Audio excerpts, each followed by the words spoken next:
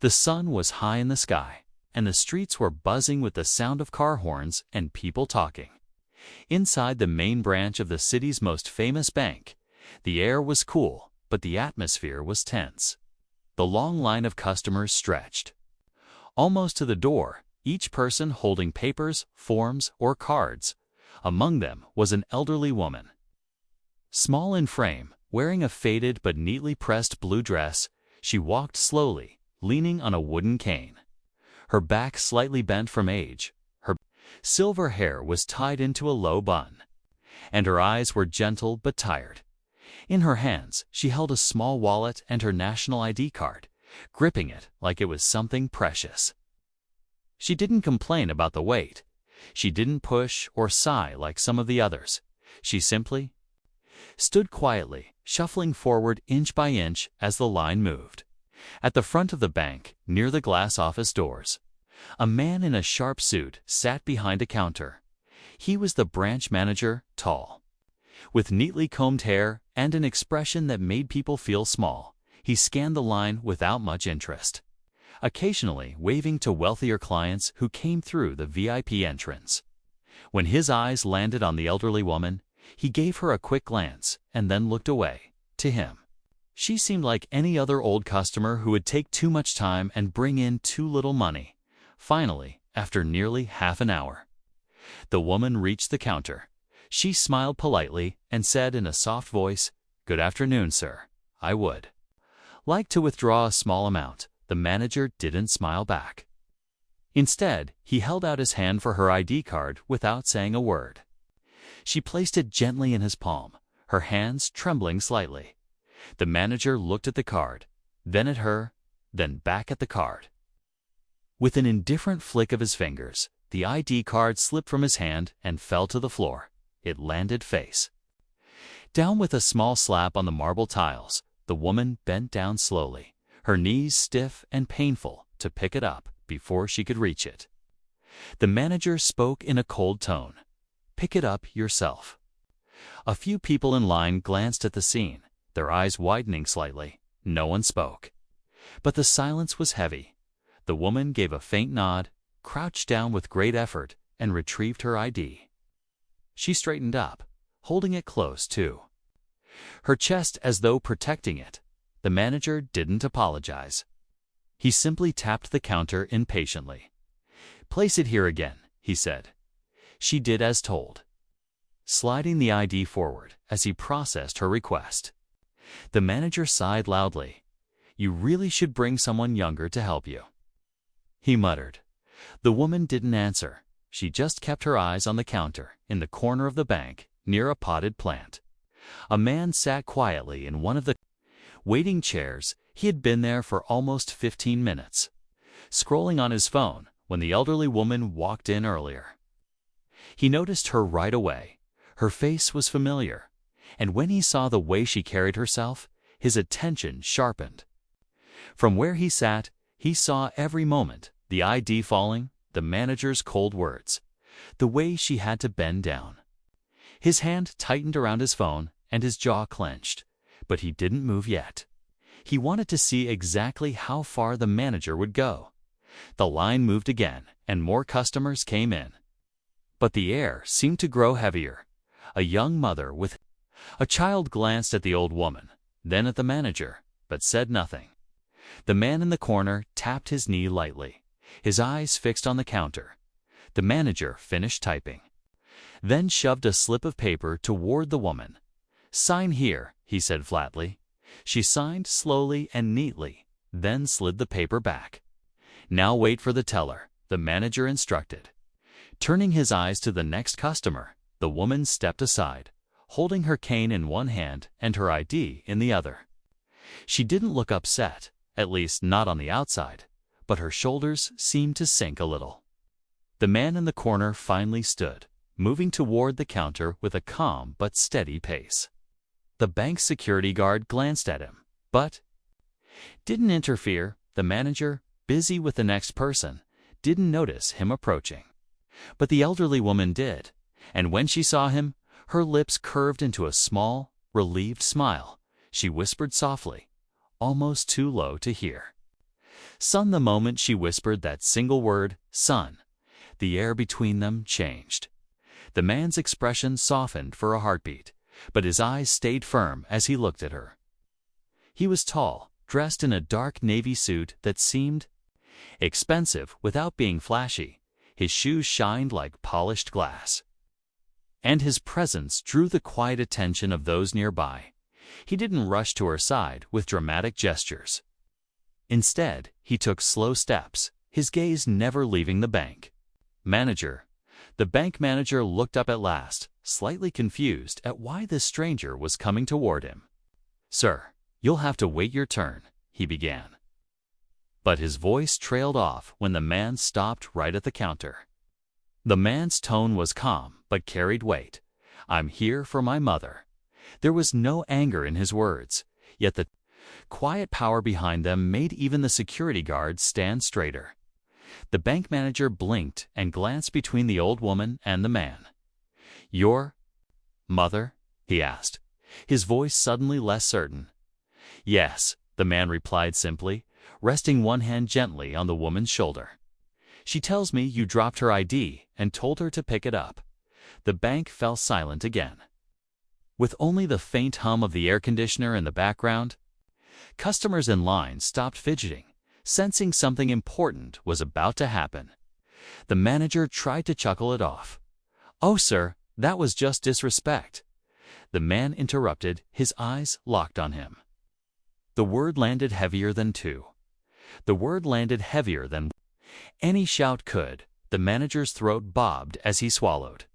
His confidence starting to slip, the elderly woman tugged lightly at her son's sleeve, whispering, It's all right. I don't want trouble. Her son gave her a small, reassuring nod, but he didn't take his eyes off the manager. A young man near the back of the line pulled out his phone, tilting it slightly to record. Others followed, their screens lighting up like small windows. Capturing the moment, you know, the son said quietly. It takes the same amount of effort to be kind as it does to be cruel. The bank manager shifted uncomfortably, glancing toward the teller stations as if searching for support. But the tellers were frozen in place, pretending to look busy while keeping their ears on every word. I didn't mean, the manager began.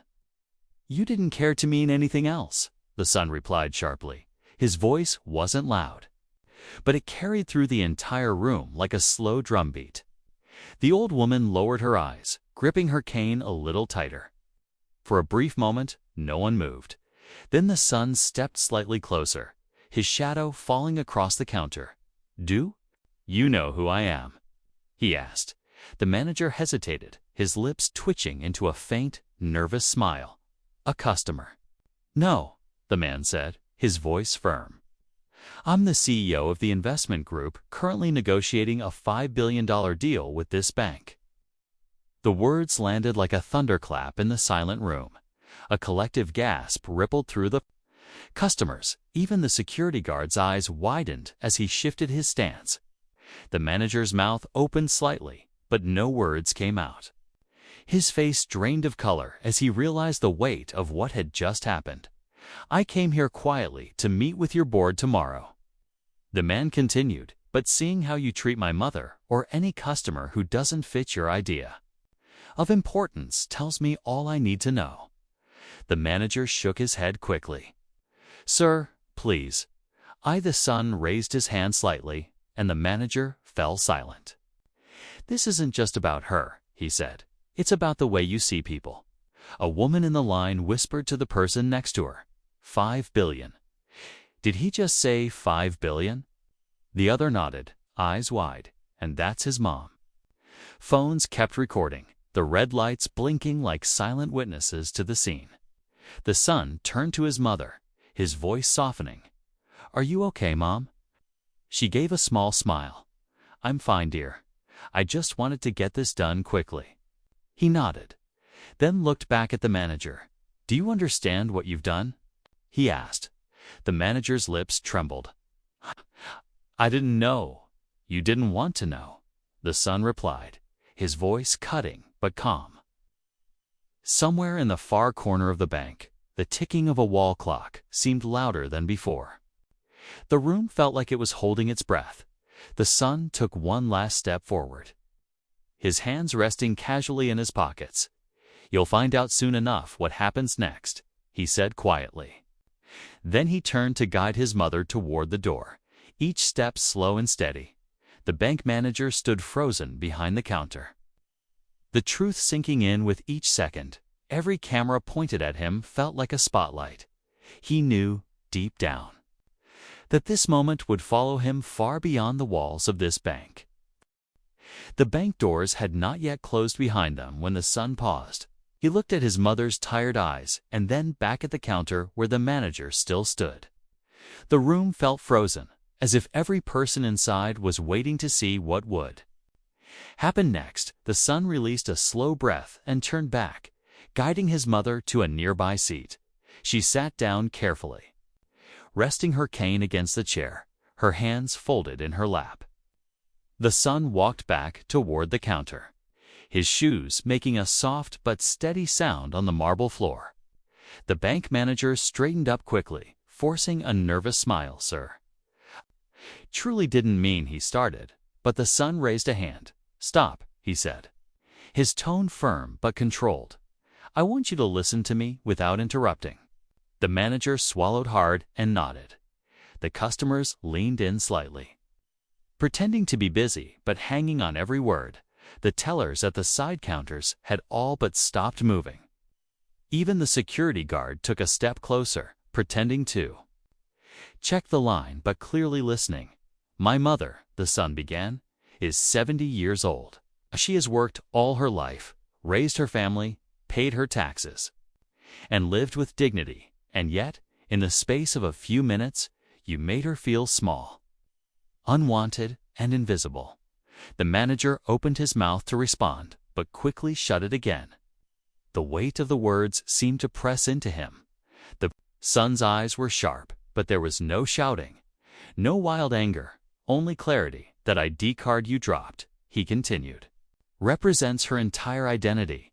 It is the proof of who she is, of all she has endured, of all she has accomplished. When you let it fall and told her to pick it up, you told her she wasn't worth your effort." Several people in line shifted uncomfortably, glancing at each other. The manager's fingers tapped lightly against the counter, a nervous habit he couldn't stop. "I didn't think," he muttered under his breath. "That's the problem," the son said sharply. "You didn't think. You didn't care to think, because in your mind, she was just an old woman taking up your time." The elderly woman sat quietly, watching her son, her eyes soft but filled with pride. She had not expected him to step in, but now she could see he wasn't only speaking for her, speaking for everyone who had ever been treated as less. A young man holding his phone to record whispered, "This is going viral." The woman next to him nodded. And it should. The hum of quiet conversation began to spread, but it died instantly when the son spoke again. "You see, respect is not a favor you give to the rich or powerful," he said. "It's the basic currency of human interaction. And you, a manager in a bank that holds people's life savings, should understand that better than anyone." The manager's face flushed a deep red, his forced smile completely gone now. He glanced at the small glass office behind him, where a few other staff members had gathered to watch. The son took one small step closer to the counter, his voice dropping to a near whisper that still carried through the room. "If you can't treat my mother with respect, you can't be trusted with my money, my company, or my people." Those words struck harder than anything before. It was no longer just a lecture, it was a sentence.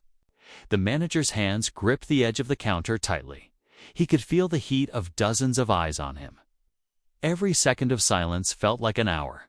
The son didn't fill the space with more words. He let the moment hang heavy in the air. Finally, the old woman spoke from her seat, her voice gentle but clear. "Son, I'm fine. You don't have to." But he turned to her and gave a small smile. "I know, Mom, but this isn't only about you. This is about the way people are treated when no one's watching. Her eyes glistened slightly, though she blinked. In a way, the manager looked between them, his mouth opening as if to speak. Then closing again, every excuse he had prepared seemed too small, too weak. The truth was plain. He had been caught. Not by accident, but by his own habits. The son finally leaned forward slightly. Resting his hands on the counter, "Tomorrow," he said quietly. "I was supposed to meet with your board to finalize our $5 billion deal. The managers?" Breath caught. "That meeting," the son continued, "will not happen now."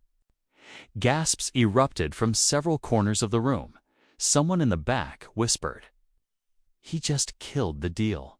The manager's face turned pale. "Sir, please." "We can," but the son stepped back, cutting him off. "No," he said simply. Respect cannot be an afterthought without another word. He turned and walked back to his mother. The clicking of his shoes on the marble echoed in the stunned silence. He extended his hand to her, helping her stand. They began walking toward the door together, the customers parting to make way. Phones followed their movement, capturing every step.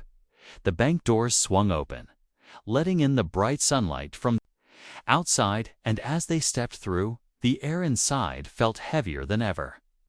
The bank manager stood still, staring at the empty space they had left behind, knowing deep down the echo of those words would follow him far longer than he wanted. The heavy glass doors swung shut behind them. But before the mother and son could step into the busy street, the son paused. He glanced at his mother, then back at the bank, his eyes narrowing slightly. "Wait here for a moment, Mom," he said softly. She looked up at him with a curious frown. "What are you going to do?" "Finish this," he replied simply. He turned and walked back inside, his tall figure cutting through the rows of waiting customers like a slow-moving shadow.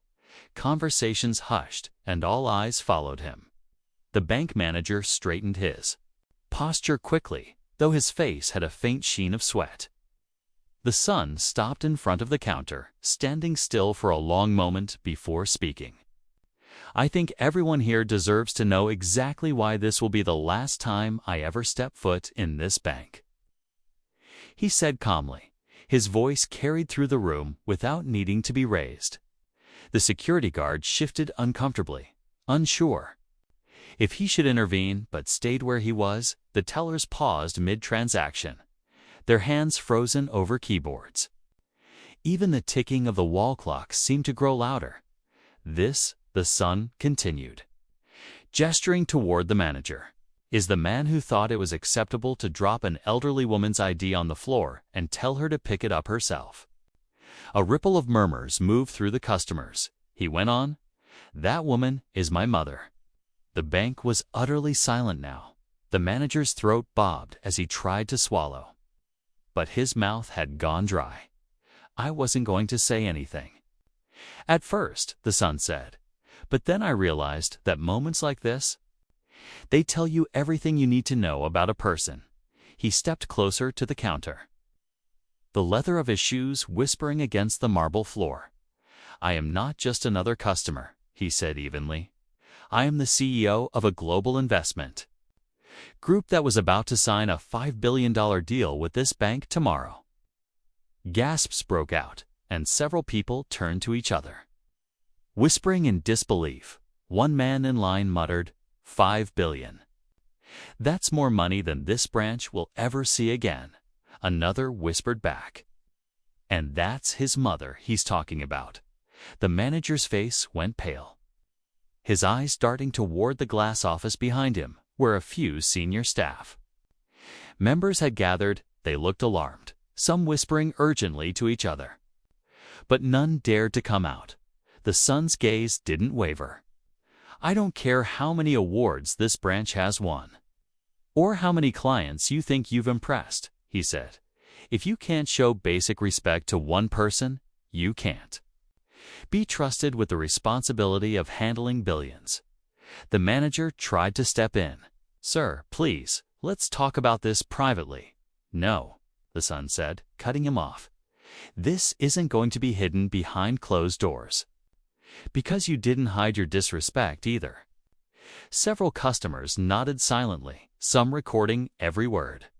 The son glanced toward the recording phones and didn't seem to mind. If you want to understand how reputations are destroyed in minutes, watch this moment carefully. He continued to watch a bank lose a $5 billion deal because its manager thought arrogance was a good look. The manager's lips trembled as he tried to respond. We can fix this, he said weakly. The son shook his head slowly. Respect is not something you fix after you break it, he replied. It is something you either carry with you every day or you never had it to begin with. The air felt heavier with each passing second. The mother watched from the seat near the entrance. Her eyes locked on her son. She didn't look angry, but she looked deeply moved. It was rare to see him speak this way, calm, steady, but unshakable. I'm sure this video will spread, the son said, glancing at the glowing phone screens around him. And I hope it does, because maybe it will remind people that the way you treat those with the least power says more about you than how you treat those with the most. The manager looked as though he wanted to disappear. He forced a small smile, but it only made his discomfort more obvious.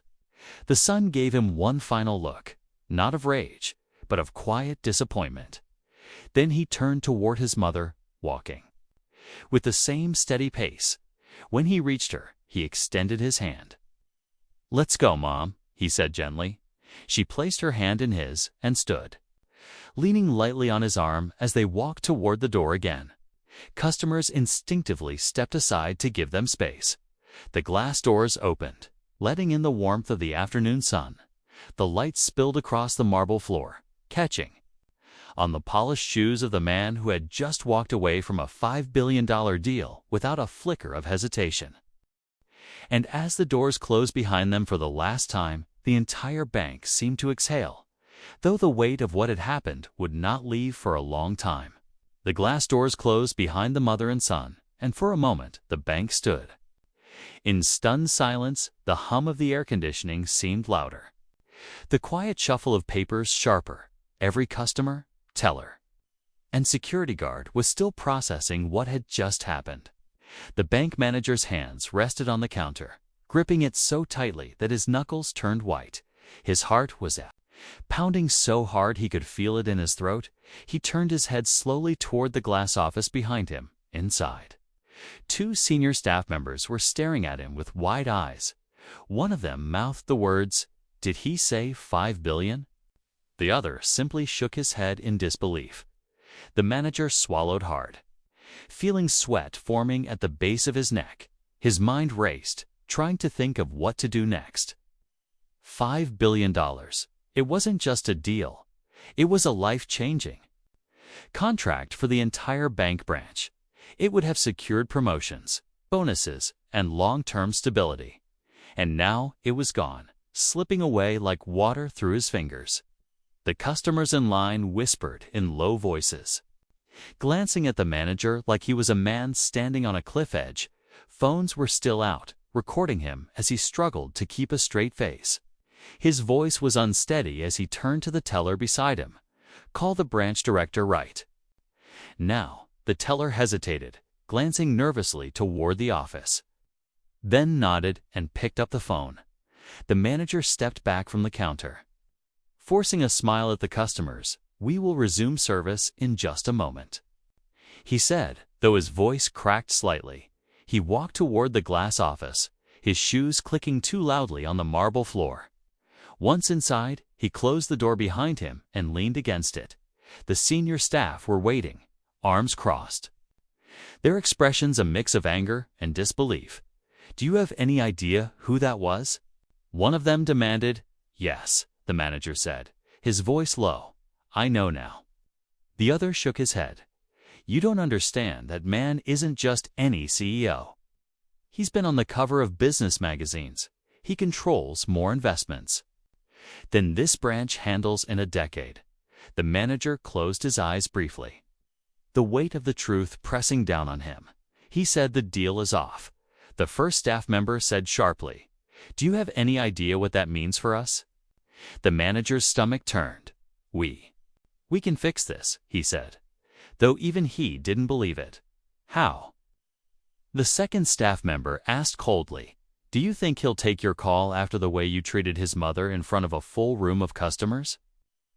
The question hit like a hammer, and the manager had no answer. Through the office glass, he could still see some customers lingering, clearly waiting to see if anything else would happen. Every one of them had witnessed the scene. Every one of them would go home and tell someone about it. Some of them already had. He could imagine the videos spreading online. He could already see the headlines. Bank loses billion-dollar deal over manager's disrespect. He pressed a hand to his forehead, feeling the sting of embarrassment burning through his skin. I didn't mean it, he muttered weakly, as if saying it aloud could somehow erase the damage. But deep down he knew it wasn't about meaning it. It was about habit. The habit of looking at people and deciding in a split second if they were worth his time. And today, that habit had cost him everything. The branch director arrived within minutes, his face tight with controlled anger. He didn't bother greeting anyone. He just asked, where is he now? Gone, the manager said quietly. The director's jaw clenched. Do you realize we've been in negotiations for months for that contract? That one deal would have put us on the map for decades. I can try to call him. The manager offered. No, the director said sharply. You won't call him. I will, but I doubt it will matter. The office was silent for a moment, the weight of the situation sinking in outside. The customers were finishing their transactions, but the whispers had not stopped the security guard pretended to watch the door, but his eyes kept flicking toward the office. The tellers were avoiding eye contact with the manager entirely. The director finally turned to the manager, his voice cold. If this costs us the deal, it will cost you your position here as well. The words landed heavy, making the manager's stomach twist. He knew there was no way to undo what had been done. The image of the son standing at the counter, speaking calmly but with unshakable authority, replayed in his mind again and again. Somewhere outside the bank, that man was walking away with his mother, and with each step he took, the $5 billion deal was walking away with him. The manager sank into a chair, feeling the crushing reality close in from all sides. He had always believed power came from status, money, and titles. But today he learned too late that true power comes from something much simpler. Respect. The bank doors swung open once again, and every head inside turned. The son walked back in, his mother beside him. Moving slowly but with dignity, the manager froze where he stood, his heart thudding like a drum in his chest. The branch director had just stepped out of the glass office, his face set like stone. He glanced at the son, then at the mother, immediately, sensing the tension that hung in the air. The son's voice was calm, but carried the weight of finality. I came back because I want to make my decision clear in front of everyone, he said. The words cut through the quiet hum of the bank. Like a blade, every teller stopped typing, every customer stopped talking. Phones were already being raised again, recording the moment. I was scheduled to meet with your board tomorrow, he continued, his gaze shifting between the manager and the director. That meeting was going to finalize a $5 billion investment with this bank. A murmur swept through the crowd. The mother stood silently by his side, her hands resting gently on her cane. Her eyes didn't move from her son, but the pride in them was unmistakable. The director stepped forward. Sir, I assure you, this incident is exactly why there will be no deal. The son interrupted without raising his voice. His words were clear, each one deliberate. Because if your leadership allows even one person in this building to treat my mother or any customer with such disrespect, then this is not a bank I can trust. The manager's lips pressed into a thin line. He wanted to speak, to defend himself, but he could feel the weight of dozens of eyes on him. The son looked directly at him. And in that gaze, there was no anger, only disappointment. You dropped her ID on the floor and told her to pick it up. The son said, "That moment told me more about this place than any business report ever could." The crowd was utterly still. Even the security guard leaned slightly forward. Listening, the director's jaw tightened. "I can assure you, sir, this is not how we usually operate. That's the problem." The son said, "I'm not here to hear promises of what you usually do. I'm here to respond to what I saw today." He took a slow step forward, his presence commanding the room without effort. "I'm canceling the deal, effective immediately," he declared. Gasps erupted from the customers. The director's eyes widened slightly, but he stayed silent.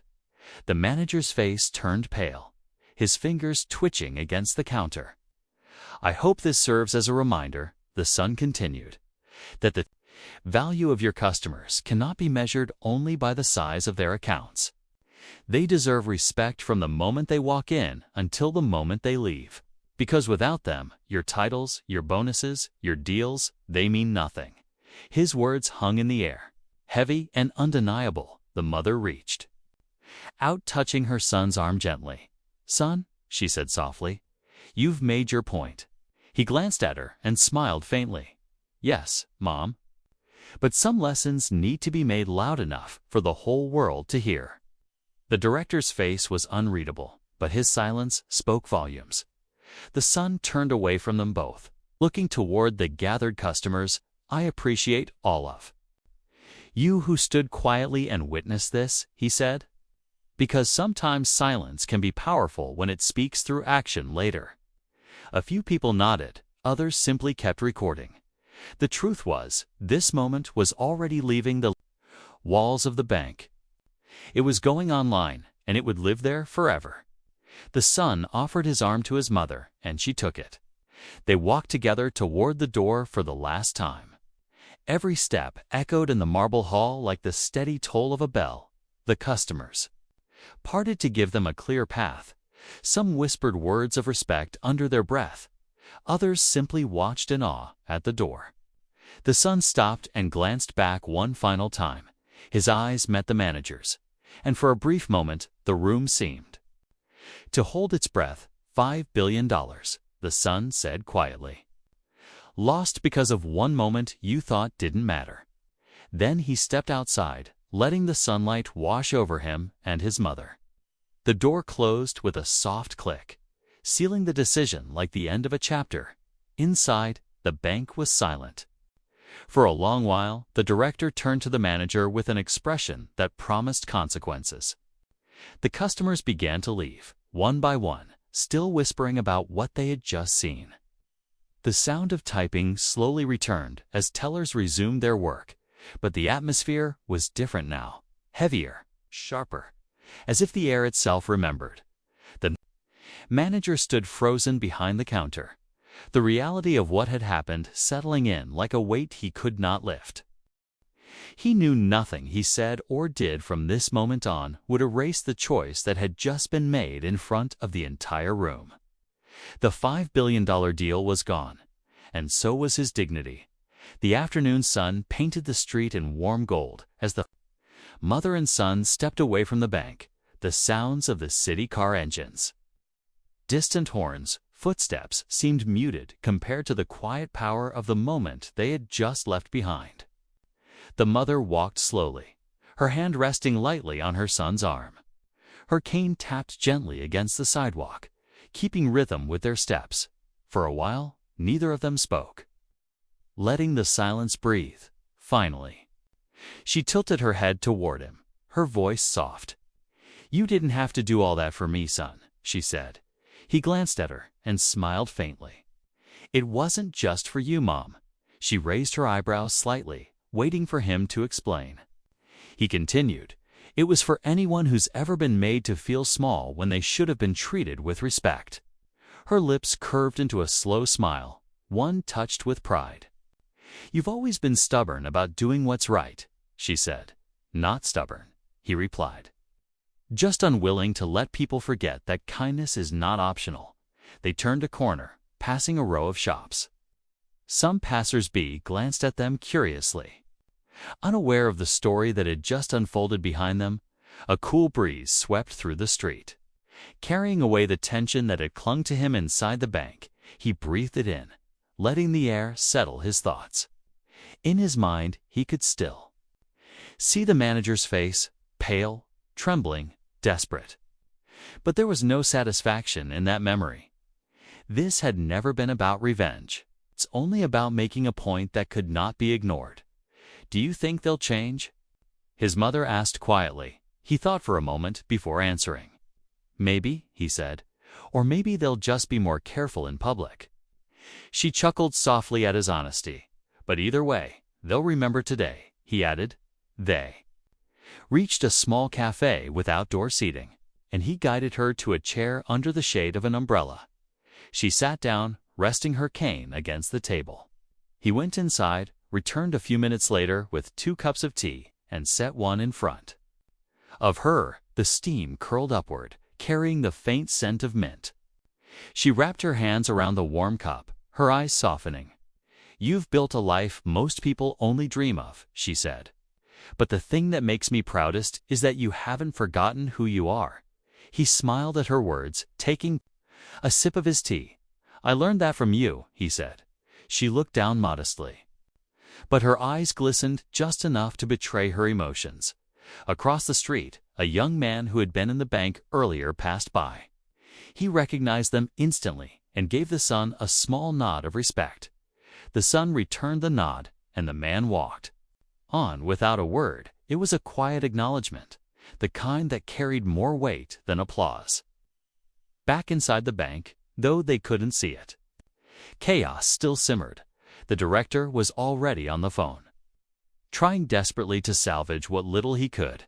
The manager sat stiffly at his desk, replaying the moment again and again. His hands trembled as he realized that no apology, no explanation, no desperate promise could undo what had been lost. Outside, in the peaceful corner of the cafe, the mother and son sat in comfortable silence. The world around them moved on. Cars passed, people chatted, life continued, but for them, this moment felt still.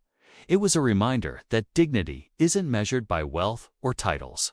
It's measured by how you carry yourself when others try to take it from you. The son reached into his jacket pocket, pulling out his phone.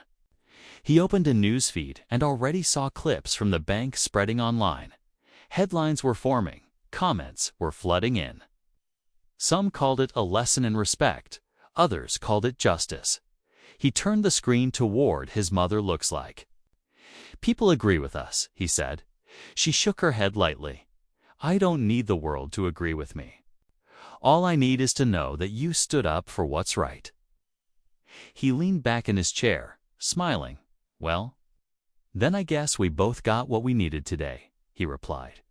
They finished their tea slowly, the golden sunlight softening into afternoon glow. When they finally stood to leave, they walked without hurry. Every step felt lighter than the last, not because of the deal he had canceled, but because of the weight of silence he had broken. As they moved down the street, the shadows grew longer. Somewhere behind them, the bank stood tall but shaken. Its glass doors reflected the city like nothing had happened, but inside, everyone knew they had witnessed something that would be talked about for years. And in the quiet strength of a mother and son walking away, the real victory had already been won.